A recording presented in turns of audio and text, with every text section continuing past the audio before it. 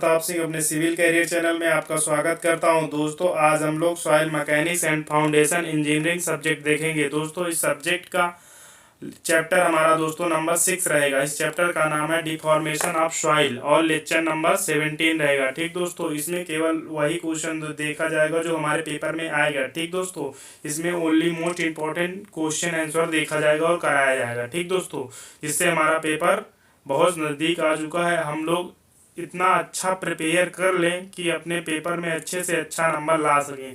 तो हमारा most important question रहेगा इसमें, जो जो टॉपिक की बात की जाएगी वही टॉपिक आप पढ़ के जाइएगा, आप अच्छा नंबर गेन करेंगे। ठीक दोस्तों, तो आइए देखते हैं इस टॉपिक में हमारा कौन कौन से रहेगा, टॉपिक कौन कौन सी रहेगी। ठीक दोस्तों, इस चैप्टर में हमारा पहला टॉपिक रहेगा कंपैक्शन। कंपैक्शन क्या होता है उसके बारे में हम जानेंगे पहले इसमें। ठीक दोस्तों, जो मेन है चैप्टर का नाम से ही पता चलेगा कि डिफॉर्मेशन ऑफ सॉइल। तो जब हमारे सॉइल में डिफॉर्मेशन होता है तो पहले क्या होता है, पहले हमारा कंपैक्शन होता है, फिर हमारा कंसोलिडेशन होता है, तो उसका टेस्ट करेंगे। ठीक दोस्तों, कंसोलिडेशन टेस्ट करेंगे, फिर हमारा पहला तो दोस्तों हमारा ये हो जाएगा कंसोलिडेशन ऑफ सॉइल हो गया। फिर हमारा आएगा दोस्तों फैक्टर अफेक्टिंग कंसोलिडेशन, फिर हो जाएगा दोस्तों हमारा क्रीप, फिर हो जाएगा देखेंगे लेटरल मूवमेंट। इतने टॉपिक दिए गए हैं, ये टॉपिक दोस्तों में तैयार करना है और इसी को पढ़ के जाना है। इस चैप्टर में केवल यही टॉपिक हम लोग कंप्लीट करेंगे जो हमारे पेपर में आना है। ठीक दोस्तों, आइए चलते हैं अपना चैप्टर स्टार्ट करते हैं। दोस्तों हम लोग फिर देखते हैं दोस्तों हमारा लेसन 6 डिफॉर्मेशन ऑफ सॉइल रहेगा। ठीक दोस्तों, तो इसका पहले परिचय जानेंगे, फिर उसके बाद इसका चैप्टर स्टार्ट करेंगे। इसका परिचय दोस्तों हम लोग चलिए देखते हैं। जब मृदा पिंड पर भार लगते या संपीड़न बल लगते हैं। ठीक दोस्तों, क्या होता है, जब मृदा पिंड होता है इस पे भार लगाते हैं या संपीड़न बल लगते हैं, जिससे मृदा कणों से वायु का निष्कासन अथवा जल का निष्कासन, जिससे मृदा के आयतन में कमी या रंध्रों में कमी हो जाती है। इस तरह के आयतन में कमी निम्न दो विधियों से उत्पन्न होती है। दोस्तों जो आयतन में कमी होती है किन किन विधि से होती है इसको जानेंगे। अब पहला होता है दोस्तों हमारा सहनन विधि, फिर होता है संघनन विधि। ठीक दोस्तों, पहला होता है कंपैक्शन मेथड, फिर होता है दोस्तों कंसोलिडेशन मेथड। ठीक दोस्तों, आप जानेंगे एक एक विधि के बारे में हम लोग जानेंगे। पहले देखेंगे दोस्तों सहनन विधि क्या होती है, कंपैक्शन किसे कहते हैं। दोस्तों हमारा सहनन में मृदा कणों को यांत्रिक विधियों द्वारा पास लाया जाता है, जिससे फलस्वरूप मृदा के आयतन में कमी हो जाती है और मृदा का सूक्ष्म घनत्व बढ़ जाता है एवं मृदा कणों के बीच में वायु का निष्कासन हो जाता है। मृदा कणों के जो बीच से वायु होती है दोस्तों वो निष्कासित हो जाती है और इसका कंपैक्शन हो जाता है। आप देखते हैं दोस्तों कंसोलिडेशन टेस्ट क्या होता है। अब दोस्तों हम लोग जानेंगे कंसोलिडेशन टेस्ट। इस परीक्षण में प्रयोग उपकरण को संघनन मापी कहते हैं। ठीक दोस्तों, कंसोलिडेशन मीटर कहते हैं।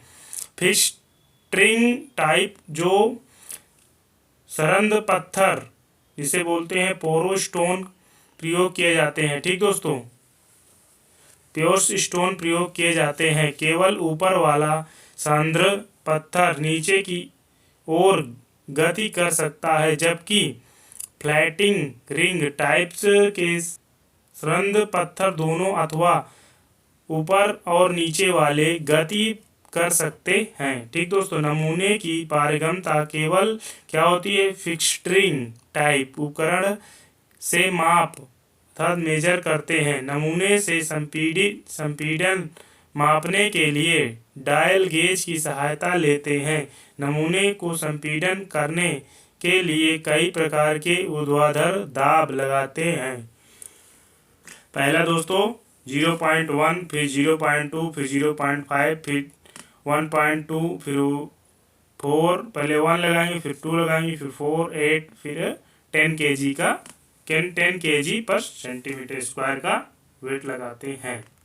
फिर क्या होगा दोस्तों, भार बढ़ोतरी अनुपात लोड इंक्रीजमेंट रेशियो LIR का पारगम्यता तरीका प्रयोग किया जाता है। LIR मतलब यूनिट का तात्पर्य होता है जिसमें प्रत्येक समय भार 2 गुना लिया जाता है। ठीक दोस्तों, प्रत्येक दाब बढ़ोतरी 24 घंटे बनाए रखते हैं। नमूने को ऊपर व नीचे की ओर युक्त जल निकासी हेतु संघनित करते हैं। डायल गेज पाठ्यक्रमों को 30 सेकेंड, फिर 1.1 सेकेंड, 2 सेकेंड, फिर इसी तरह बढ़ता जाएगा दोस्तों। फिर 1 minute, 2 minute, 3, 4 minute, 8 minute, 15, 13 minutes और 1 आवर्स और 2, 4, 8 एंड 24 आवर पर पढ़ लेते हैं। अंतिम दाब पर जब संघनन पूर्ण हो जाता है तब मृदा नमूने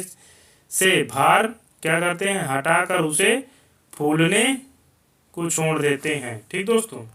फिर होगा दोस्तों परीक्षण के परिणाम। अर्ध लघुगणकीय ग्राफ पर अक्ष इंटू अक्ष और रिक्तता को y अक्ष क्या करते हैं, ऑर्डिनरी पर प्रदर्शित करते हैं। y अक्ष के ऑर्डिनेट अक्ष मतलब पर प्रदर्शित करते हैं। दोस्तों छोटी छोटी परिभाषा जान लेते हैं। संपीड़न के पैरामीटर, संपीड़न गुणांक क्या होता है, इसको AV से प्रदर्शित किया जाता है। रिक्तता अनुपात में कमी होना और प्रभावी प्रतिबल में बढ़ोतरी होना, इन दोनों के अनुपात को संपीड़न या संपीड़ितता गुणांक कहते हैं। ठीक दोस्तों। इसे delta E equal to decrease in void ratio और delta E minus to increase in effective stress, फिर E नॉट इक्वल टू हो जाता है इनिशियल वाइड रेशियो, फिर होता है E equal to final void ratio. AB का फार्मूला हो जाएगा दोस्तों हमारा यहाँ minus delta E upon delta sigma minus. ठीक दोस्तों। AB equal to E minus E nought upon delta sigma minus. ठीक दोस्तों, ये हमारा फार्मूला निकल आएगा। है दोस्तों अब देखते हैं आयतन संपीड़ितता गुणांक क्या होता है। कोएफिशिएंट ऑफ वैल्यू कंप्रेसिबिलिटी, मृदा संघनन में इकाई आयतन में कमी और प्रभावी दाब का बढ़ना ही आयतन गुणांक कहलाता है। इसे MB से दर्शाते हैं। MB इक्वल टू होता है दोस्तों AB upon 1 plus E not. ठीक दोस्तों। AB इक्वल टू हो जाता है minus delta E upon delta sigma minus. ठीक दोस्तों। MB इक्वल टू हो जाएगा A minus A delta H upon A AH naught. ठीक दोस्तों। Upon delta sigma naught sigma minus. फिर MB इक्वल टू हो जाएगा दोस्तों minus delta H upon delta sigma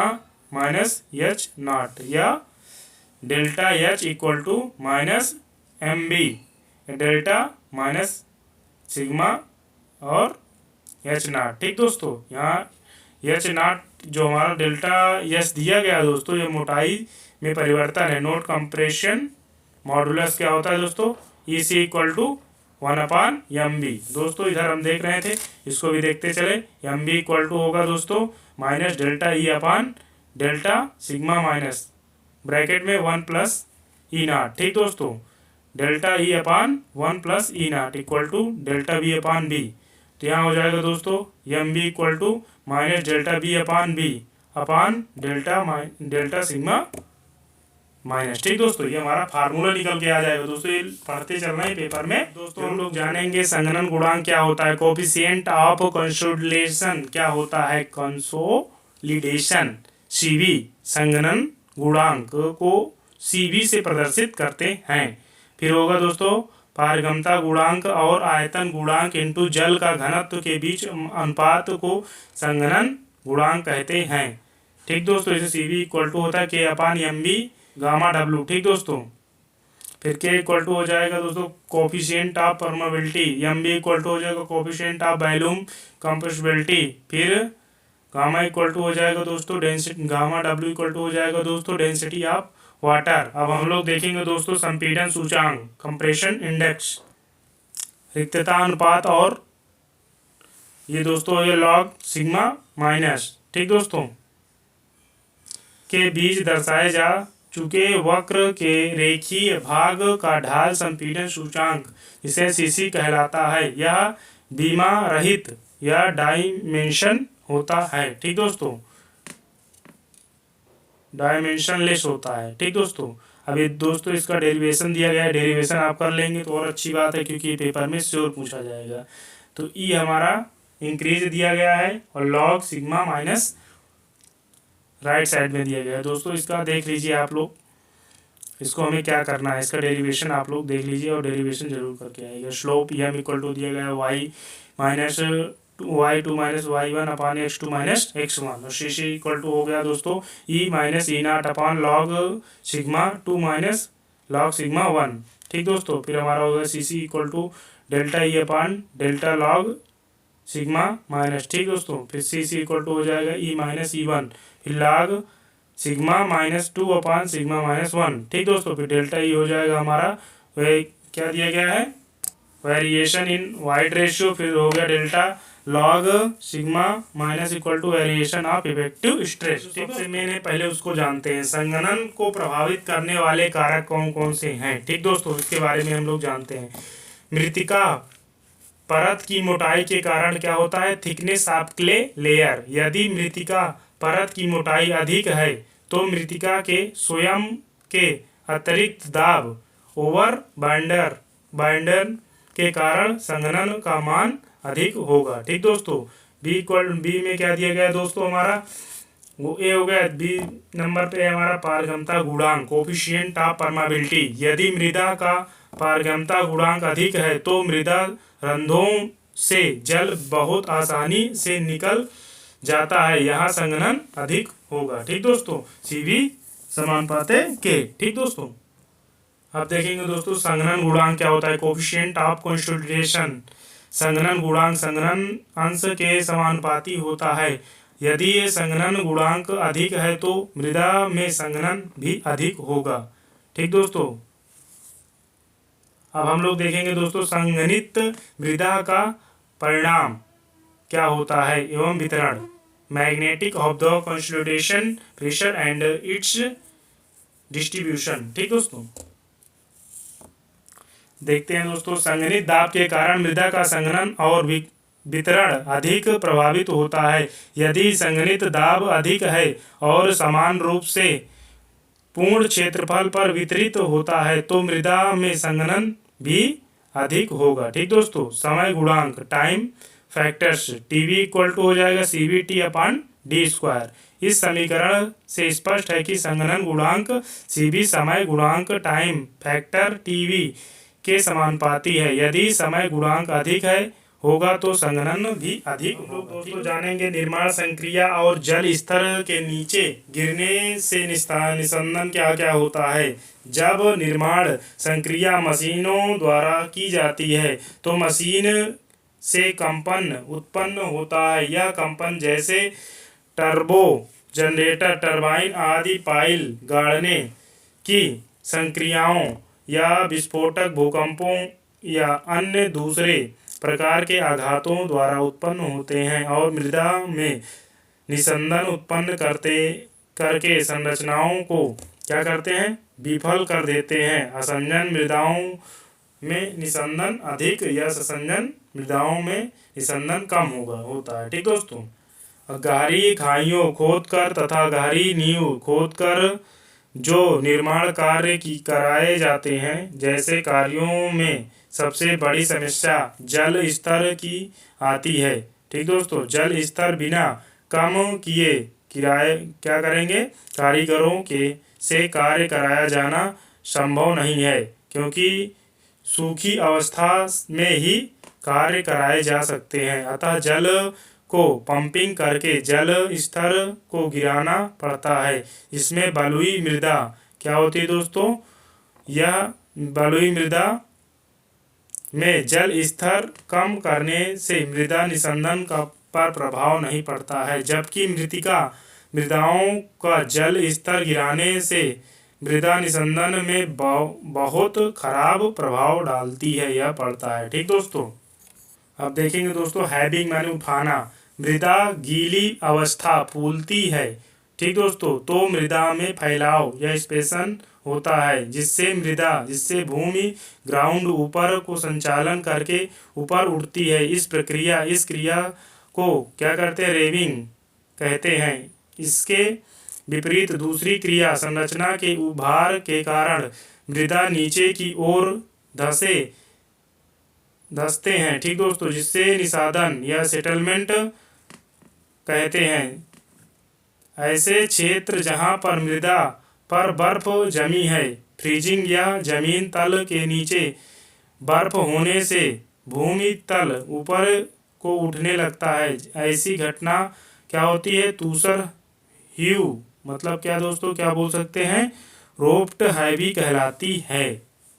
दूसरा इसमें क्या होता है? विसर्पण क्रीप किसे कहते हैं? विसर्पण क्रीप मंदन स्लो क्या होता है? और लंबे समय स्लो होता है क्रीप। दोस्तों, लंबे समय में खड़ी ढाल में मृदा कणों की गति संचालन को दर्शाता है। मृदा कणों की गति प्रति वर्ष के अनुसार mm में होती है। इससे मृदा कणों की गति गुरुत्व के कारण ढलान की ओर होता है, जिससे मृत्तिका में अपरूपण प्रतिबल उत्पन्न होता है। यदि मृदा का अपरूपण प्रतिबल इसके अपरूपण सामर्थ्य से 70% से अधिक हो जाता है, मंदन अपरूपण या स्लो शेयर अथवा विसर्पण क्रीप शुरू हो जाता है। ठीक दोस्तों, जब मृत्तिका क्ले के अपरूपण प्रतिबल अपरूपण सामर्थ्य से 50% अधिक हो तो विसर्पण गहराई डीप की तरफ 0.3 से 5 मीटर होता है। यह अधिकतम दूरी भूमि तल से होती है। ऐसी विसर्पण को रोकने के लिए